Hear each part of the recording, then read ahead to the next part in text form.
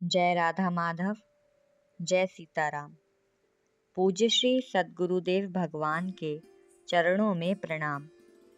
श्री भाई जी का पावन चरित्र। आप सब पूज्य श्री भाई जी का चरित्र श्रवण कर अपनी भक्ति का वर्धन करें।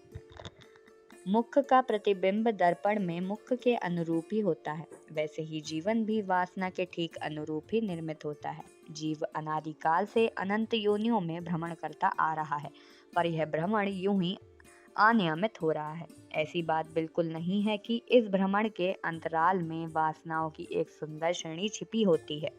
कल्पना करें, एक मनुष्य बैठा बैठा सोच रहा है मैं धनी हो जाऊं और नहीं तो लखपति ही बन जाता। कुछ देर सोचकर वह अन्य चिंतन में निमग्न हो जाता है। अब स्थूल दृष्टि से विचारने पर ऐसा प्रतीत होता है कि मन में धन की बात आई चली गई, इसमें रखा ही क्या है। पर ऐसी बात नहीं है। वह क्षण भर की वासना ऊपर से ही विलीन सी दिखती है, परंतु वह तो अनंत वासना पुंज के पास जाकर स्थायी रूप से बैठ जाती है। अनादिकाल से असंख्य जन्मार्जित वासनाएं जिस मन में संचित हैं, संचित हो रही हैं, वहीं जाकर यह भी संचित हो गई। जीव भले भूल जाए कि मैंने अमुक समय में अमुक वासना को स्थान दिया था, पर वह तो अशून्य बनी रहती हैं। इतना ही नहीं, मूर्त होने का अवसर ढूंढा करती हैं। भगवान के मंगलमय विधान से असीम सुंदर ढंग से व्यवस्थित कर्म से इनके मूर्त होने का अवसर भी आता है। भगवान की अचिंतनीय लीला शक्ति की यह भी एक विशेषता है कि जीव की शूद्र से शूद्र वासना का भी वहाँ उपेक्षा नहीं की जाती। शूद्रतम वासनाओं की पूर्ति का अवसर भी अचिंतनीय लीला शक्ति के नियंत्रण में एक न एक दिन आता है। हाँ, यह संभव है कि तुरंत ना आकर 2, 5, 10, 100, 1000 जन्मों के बाद आवे। आज लखपति बनने की क्षण भर की वासना की पूर्ति का अवसर कल ही आ सकता है, अथवा अनगिनत जन्मों के बाद भी आ सकता है, पर आएगा अवश्य ही। इस नियम का एक अपवाद है। जीव जिस क्षण सचमुच भगवत चरणों में समर्पित हो जाता है या तत्व साक्षात्कार करके अपनी स्वतंत्र सत्ता खोकर भगवान की अचिंतनीय अनंत असीम सर्वव्यापी चित्त सत्ता में विलीन हो जाता है, उसी क्षण उसके अनादि जन्मांजित वासना पुंज में आग लग जाती है। तत्क्षण वासना की वह ढेर भस्म हो जाती है। इनका अत्यंत अभाव हो जाता है। वासनाओं का नियंत्रण करने वाली भगवान की लीला शक्ति इन पर से अपना नियंत्रण उठा सी लेती है। उठासी के कहने का तात्पर्य है कि वासनाओं का अभाव हो जाने के कारण वे वासना संबंधी नियमों के तो पार जा पहुंचते हैं, पर यह अर्थ नहीं है कि वासनाओं के नियंत्री भगवान की लीला शक्ति का भी अतिक्रमण कर गए हों। लीला शक्ति के क्षेत्र में तो वे रहते ही हैं, अवश्य ही उन पर लीला शक्ति का नियंत्रण साधारण ढंग से ना होकर अत्यंत अप्राकृतिक भगवदीय नियमों से होता है। उस नियंत्रण की कल्पना प्राकृतिक मन बुद्धि से हो ही नहीं सकती। वह तो अप्राकृतिक मन से ही अनुभव होता है। अस्तु, जो भगवान के चरणों में समर्पित होते हैं वे तो सर्वदा अहंकार शून्य होकर भगवान के हाथ का यंत्र हो जाते हैं। उनमें स्ववासना का अत्यंत अभाव रहने के कारण उनकी कोई भी चेष्टा अपनी वासना की पूर्ति के लिए होता ही नहीं है, हो सकती नहीं। यही यदि कहा जाए कि जिन वासनाओं के आधार पर प्रारब्ध का निर्माण हुआ था, उनकी पूर्ति के लिए ही प्रारब्ध अनुसार प्रारब्ध क्षेत्र तक स्वतः क्रिया होती है, तो यह ठीक नहीं, क्योंकि शास्त्र कहते हैं कि भक्त के प्रारब्ध का भी नाश हो जाता है, उनके प्रारब्ध रहते ही नहीं। अतः यह मानना पड़ता है कि पूर्ण रूप से भगवत चरणों में समर्पित हुए प्राणियों के संबंध में वासना के अनुरूप चेष्टा और उसके अनुरूप फल प्राप्ति का कोई प्रश्न ही नहीं बनता। वह बड़भागी प्राणी इस घेरे से सर्वदा ऊपर उठे हुए होते हैं। उनका परिचालन ही अनियमित नियमों से होता है, पर जो भगवत चरणों में पूर्ण समर्पित नहीं है, अभी समर्पण की तैयारी कर रहे हैं, यहाँ तक कि किसी प्रकार भी भगवोचित भावना से भगवान से यत्किंचित जुड़ गए हैं, उन पर भी वासना संबंधी नियमों का नियंत्रण कुछ और ही ढंग से होता है। यूं तो जीव भगवान से ही आया है, भगवान में ही है, भगवान में ही लीन होगा। इतना ही नहीं बल्कि स्वयं भगवान ही जीवन के रूप में है, जीव के रूप में है। अतः जीव एवं भगवान का नित्य अछेद्य अभेद्य संबंध है। पर जिस क्षण जीव भक्तोचित भावना से भगवान के साथ किसी भी प्रकार से जुड़ जाता है, उसी क्षण से उस पर भगवान की कृपा शक्ति काम करने लगती है। यह कृपा शक्ति लीला शक्ति के साथ मिलकर जीव को वासना संबंधी साधारण नियंत्रण से ऊपर खींच लेती है। प्रत्येक शूद्रतम वासना की पूर्ति का अवसर आएगा ही, और तब तक यह जन्म मरण का चक्र अनिवार्य रूप से चलता ही रहेगा। ये नियम किसी प्रकार से भगवान के संपर्क में आते ही समाप्त हो जाता है। उस पर तो कृपा शक्ति के संरक्षण में लीला शक्ति का नियंत्रण होता है, तथा अमुक अमुक वासनाओं की पूर्ति होगी, अमुक अमुक की नहीं होगी।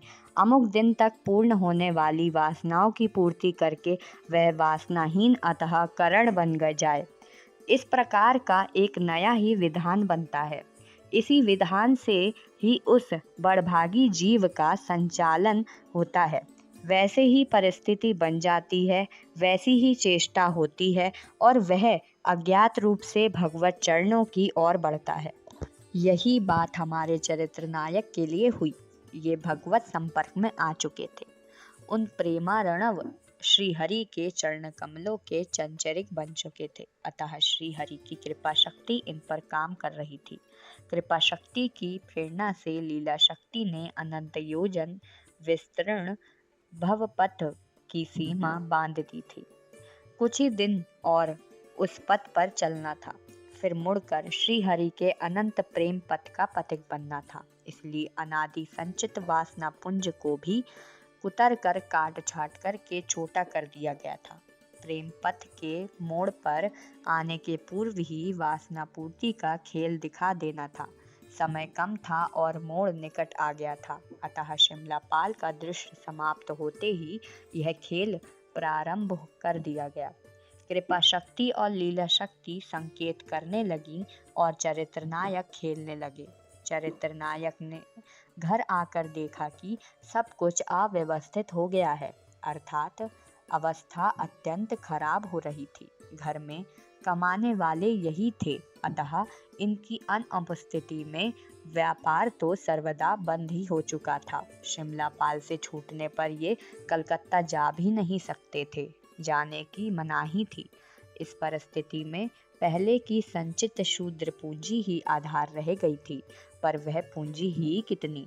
पहले तो खर्चे से बचाकर 50 रुपए मासिक दादी को भेजते थे, इससे बड़ा सहारा था, पर अब तो वह भी बंद हो गया था। इसीलिए एकाएक पारिवारिक जीवन निर्वाह में चरित्र नायक को विशेष कठिनाई का सामना करना पड़ा।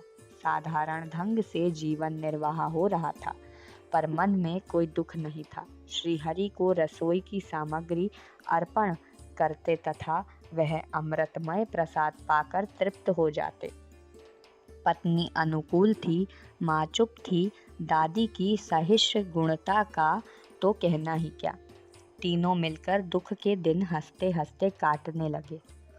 पर अब रतनगढ़ का दृश्य बदलना था। श्री जमनालाल जी बजाज की ओर से प्रेरणा होने लगी कि बम्बई चले आओ, बम्बई में कामकाज शुरू कर दो। चरित्र नायक ने हृदय में विराजमान नारायण की ओर देखा और विचारने लगे। बात तो ठीक है, आर्थिक अवस्था अत्यंत गिरी हुई है, कुछ काम करना तो अवश्य है, किंतु भजन स्मरण का क्या होगा। मन तो एक है, श्री हरि में लगा दूं या धनोपार्जन में। विचार के इस कंपन से मानो इसी समय वासनाओं पर ढकी हुई यवनी का भी हिल उठी। भीतर से नेत्रों को चकाचौंध कर देने वाली कोई वस्तु क्षण भर के लिए चमक पड़ी। चरित्र नायक ने भीतर झांक के देखना चाहा कि किसकी चमक है। बस यही मौका था। सूत्रधार ने यवनिका उठा दी। यह तो रजत स्वर्ण की ढेर चमक रही है। एक बार उसकी ओर देखकर फिर पीछे की ओर देखा। सूत्रधार ने पीछे की ओर भी एक नई यवनिका गिरा रखी थी, जिस पर मार्मिक चित्रण था। चरित्र नायक की वर्तमान आर्थिक दुर्व्यवस्था का चरित्र नायक खींचने लगे।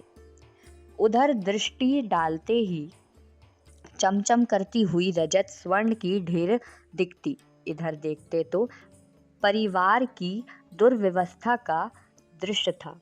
हृदय स्थित सूत्रधार ने प्रेरणा दी। देखते क्या हो, यह ढेर तुम्हारे लिए ही है, बढ़कर ले लो। यह प्रेरणा व्यर्थ करने की सामर्थ्य किसमें है? चरित्र नायक ने निश्चय कर लिया कि अब तो ढेर की ओर बढ़ना है। विचार निश्चय हो गया कि बंबई चलना है। गिरी हुई आर्थिक दशा को सुधारने के लिए नए सिरे से कुछ काम करना अनिवार्य है। तिथि भी निश्चित हो गई, मुहूर्त भी देख लिया गया तथा चरित्र नायक संवत 1975 विक्रम के भाद्र मास में रतनगढ़ से बंबई चले गए। वहां जाकर पहले गुलाब राय जी नेमाड़ी के सांझे में रुई की दलाली का कार्य आरंभ किया। 3-4 मास यहाँ काम करने के बाद शेयरों की दलाली की ओर झुकाव हुआ और श्रीमद लाल जी चौधरी के सांझे में शेयरों की दलाली करने लगे। शेयरों की दलाली 12 महीने चली, पर घाटा मुनाफा बराबर सा ही चलता था। इसीलिए कुछ नया आयोजन अवश्य हुआ। नया आयोजन श्री जमनालाल जी बजाज के कुटुंबिक भाई श्री गंगा विष्णु के सांझे में हुआ तथा गंगा विष्णु हनुमान प्रसाद के नाम से शेयर को दलाली करने लगे। इसमें भी लाभ कम नहीं हुआ, पर मुंबई की रहन सहन साधारण ना थी तथा रामकौर जैसी मालकिन एवं चरित्रनायक जैसे पौत्र के घर में दान पुण्य का खाता छोटा ना था, अतः खर्च भी लाभ के साथ साथ चलता था। इसीलिए पुनः कुछ नया काम चाहिए था ही। इसकी भी विधि बैठ गई।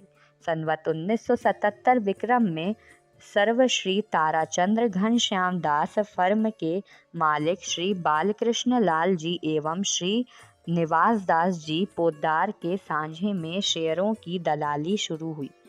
SD पोद्दार के नाम से दलाली होती थी।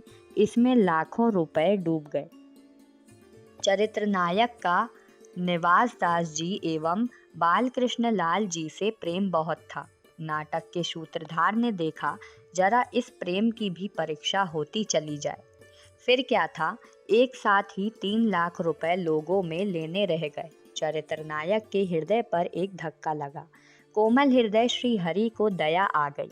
2 लाख तो आ गए, पर 1 लाख रह ही गए, नहीं आए। आते कैसे? श्री निवास दास जी की परीक्षा जो होने वाली थी। उनके मुनीमों ने जाकर चरित्र नायक की चुगली की, उल्टा सीधा समझाया, पर श्री निवास दास जी एवं बालकृष्ण लाल जी का प्रेम सच्चा ही था, वह झूठा ना था। श्री निवास दास जी ने कह दिया, मेरी सम्मति से सब कार्य हुआ है, मैंने करवाया है, घाटा हुआ। दोनों भाई परीक्षा में उत्तीर्ण हो गए। अवश्य ही चरित्र नायक पर इस घाटे का तेज असर पड़ा। वे इस चिंता से रुग्ण हो गए।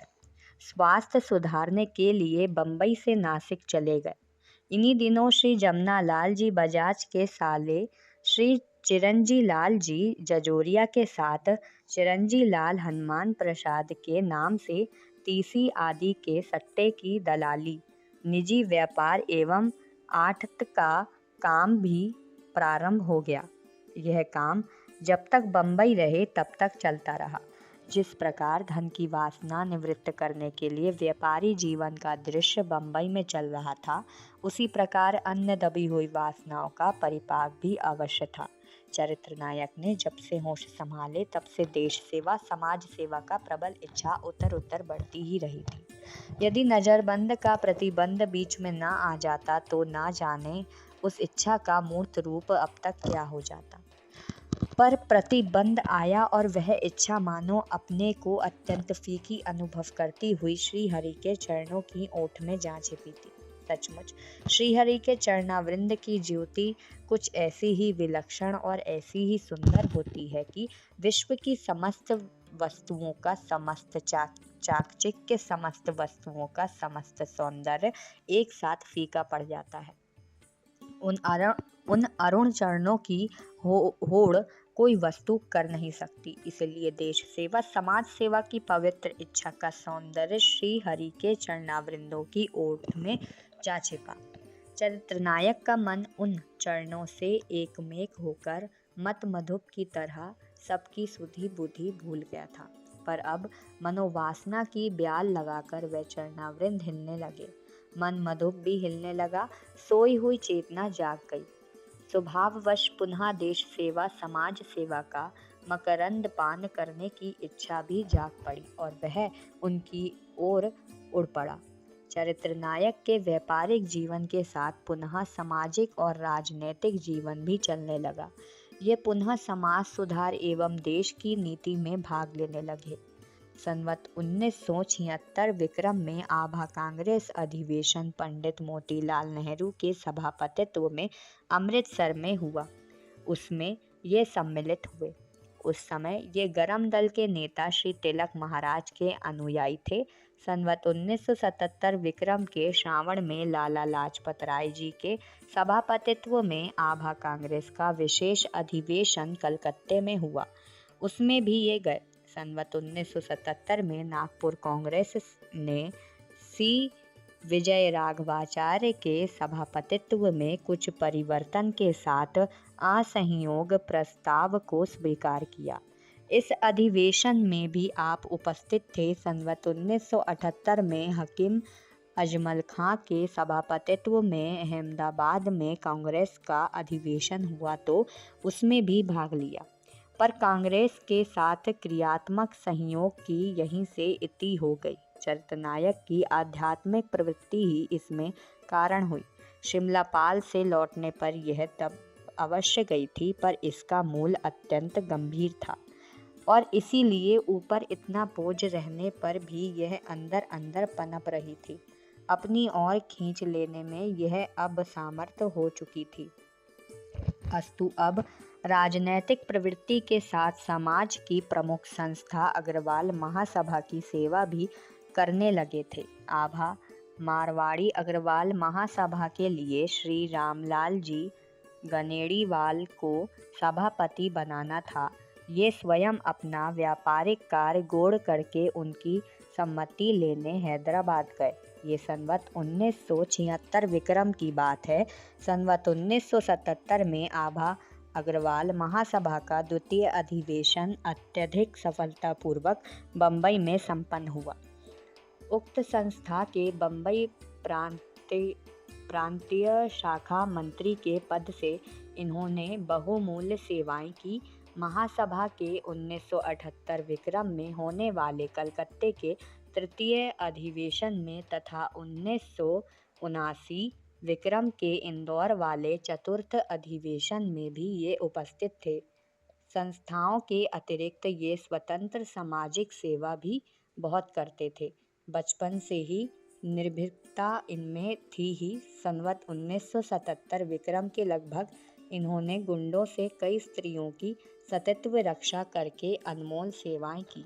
बम्बई आकर काम प्रारंभ करने के 10 महीने बाद ही एक बार इन्हें अपनी छोटी बहन अन्नपूर्णा बाई का ब्याह करने के लिए बकोड़ा जाना पड़ा था। ब्याह आषाढ़ शुक्ल चतुर्थी संवत 1976 विक्रम के दिन संपन्न हुआ। इस ब्याह के निमित्त से भी जयदयाल जी का सत्संग भी प्राप्त हो गया। लगातार कई दिनों तक दोनों के साथ रहने का अवसर पहले नहीं आया था। इस बार तो दोनों पावन हृदयों का सम्मेलन अत्यंत निकट से हो रहा था। दो हृदय किसी अचिंतनीय भगवत भावों का आदान प्रदान कर रहे थे। संभव है श्री जयदयाल जी अपने प्रिय पात्र को पहचान गए हों, पर चरित्र नायक तो फिर भी जान नहीं पाए। अपने पथ प्रदर्शक को अत्यंत निकट से देखकर भी पहचान ना पाए। एक दिन इन्हीं की चरण रज आंखों में आंज कर श्रीहरि के चिन्मय विग्रह को साक्षात देखूंगा, इस कल्पना का आभास तक चरित्र नायक के मन में उस समय उदय नहीं हुआ।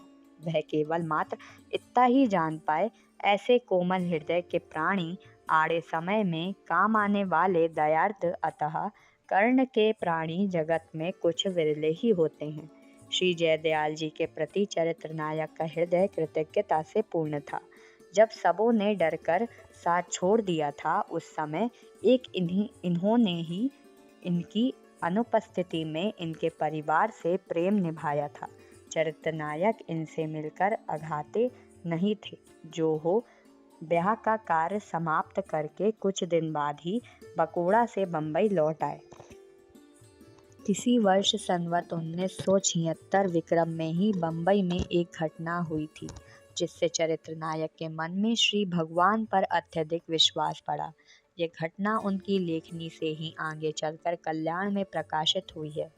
ईश्वरांक के परिष्टांग में वे कहते हैं, सन 1919 की बात है, मैं बंबई में रहता था। रात को अपने फूफा जी श्री लक्ष्मीचंद्र जी लोहिया के घर पर, जो बंबई से कुछ दूर VVSCI रेलवे के सांता क्रूज स्टेशन के पंडित शिवदत्त राय जी वकील के बंगले में रहते थे। मैं वहां जाकर खाया और सोया करता था। एक दिन की बात है, रात को करीब 8 बजे थे। कृष्ण पक्ष की अंधेरी रात थी।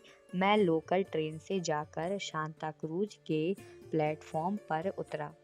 अब तो दोनों ओर प्लेटफॉर्म हैं, उस समय एक ही और था, और रोशनी का भी प्रबंध नहीं था, ना इंजन की सर्चलाइट थी। श्री शिवदत्त राय जी के बंगले में जाने के लिए रेलवे लाइन लांघ कर उस ओर जाना पड़ता था। मैंने बेवकूफ़ी की, दौड़कर इंजन के सामने से लाइन पार करने चला। लोकल ट्रेन 1 ही मिनट ठहरती है। मैं नया था, मैंने समझा गाड़ी छूटने के पहले ही मैं लाइन पार कर जाऊंगा, परंतु जो ही मैंने लाइन पर पैर रखा, त्यों ही गाड़ी छूट गई। परंतु ईश्वरीय प्रेरणा और प्रबंध से उसी समय किसी अनजान पुरुष ने मेरा हाथ पकड़कर जोर से खींच लिया। मैं दूसरी लाइन पर जाकर गिर पड़ा। गाड़ी सर्राटे से निकल गई। 3 काम एक साथ हुए, मेरा लाइन लांघना जाना, गाड़ी छूटना और अज्ञात व्यक्ति द्वारा खींचे जाना। 1 ही 2 सेकंड के विलंब में मेरा शरीर चकनाचूर हो जाता, परंतु बचाने वाले प्रभु ने उस अंधेरी रात में उसी जगह पहले ही मुझे बचाने का प्रबंध कर रखा था। मैं थर-थर काँप रहा था। ईश्वर की दयालुता पर मेरा हृदय गदगद हो रहा था। आँखों से आंसू बह रहे थे। मैंने स्टेशन के धुंधले प्रकाश में देखा, एक नौजवान बोहरा मुसलमान खड़ा हंस रहा है और बड़े प्रेम से कह रहा है, आइंदा ऐसी गलती ना करना, आज भगवान ने तुम्हारे प्राण बचाए। मैंने मुक्त अभिनंदन किया, कृतज्ञता प्रकट की। लाइन पर रोड़ों में गिरा था, पर दाहिने पैर में एक रोड़ा जरा सा गड़ने के सिवा मुझे कहीं चोट नहीं लगी। मैं दौड़कर घर चला गया और ईश्वर को याद करने लगा। पाठक वृंद, समदर्शी अनंत दयामय प्रभु ने हम सबकी भी ना जाने कैसे कैसे कितनी बार रक्षा की होगी, अब भी करते हैं, पर हम अभागे प्राणी उनकी इस अयाचित अप्रत्याशित करुणा की बात भूल जाते हैं। इस घटनाओं से हमारे मन में उनकी मधुर स्मृति नहीं जाग उठती, बल्कि कई तो यहाँ तक कह बैठते हैं, अजी यह अपने आप विधि बैठने की बात है। पर यदि एक क्षण के लिए भी हम मस्तिष्क की दौड़ से अलग आकर हृदय की अनुभूति से पूछते, तो फिर मन उस करुणामय की अयाचित करुणा में संदेह नहीं कर पाता। चरित्र नायक हृदय की अनुभूतियों का आदर करना जानते थे, इसीलिए उन्होंने इसे मस्तिष्क पर ना तोलकर हृदय की अनुभूति से परखा और आनंद में डूब गए। ऊपर कहा भी जा चुका है कि अन्नपूर्णा बाई के ब्याह पर श्री जयदयाल जी के संपर्क में चरित्र नायक कई दिन तक रहे थे। तब से मन ही मन श्री जयदयाल जी के प्रति ये और खिंच गए थे। मिलने की भी इच्छा होती थी। इच्छा के अनुरूप संयोग भी लग गया। श्री जमनालाल जी बजाज श्री जयदयाल जी से मिलने चक्रधरपुर जा रहे थे। उन्हीं के साथ ये भी हो लिए। इस बार का इनका चक्रधरपुर का आना मतलब से खाली नहीं था। इनकी दृष्टि से नहीं, नाटक के सूत्रधार की दृष्टि से, क्योंकि कृपा वर्षा होने वाली ही थी। माली को उद्यान का लता संवेष्टित वृक्षावली से घेरा निर्माण करना था। उसके लिए बीज बोया था। दूसरे शब्दों में चरित्र नायक पर अब भगवत कृपा की उद्दाम वर्षा होने वाली थी। उस कृपा निर का पूर्ण सदुपयोग हो, इसके लिए ज्ञान और भक्ति की बात चरित्र नायक के अंतःकरण में श्री जयदयाल जी को अब लगा ही देनी थी। इसीलिए इस मिलने में श्री जयदयाल जी ने अपने 2 लेख त्याग से भगवत प्राप्ति एवं प्रेम भक्ति प्रकाश की भाषा संशोधन कर देने के लिए इन्हें कहा। त्याग से भक्ति प्राप्ति, ज्ञान एवं प्रेम भक्ति प्रकाश, भक्ति का मानो बीजारोपण था। अब तक के भक्ति भाव तो अपने स्वभाव के दान थे। अब मानो आचार्य की भक्ति संपत्ति शिष्यों को दी जाने वाली थी और यह उसका उपकर्म था। अतः चरित्र नायक ने उसकी भाषा सुधार दी तथा कुछ दिन चक्रधरपुर रहकर बम्बई लौट आए। यह संवत 1977 विक्रम के श्रावण की बात है। इसी वर्ष मार्गशीर्ष के महीने में बम्बई में इनके तृतीय पुत्र का रामदेव के उदर से जन्म हुआ था। आज हम भाई जी के चरित्र को यहीं विश्राम देते हैं। कल पुनः श्रवण करेंगे। श्री राधे।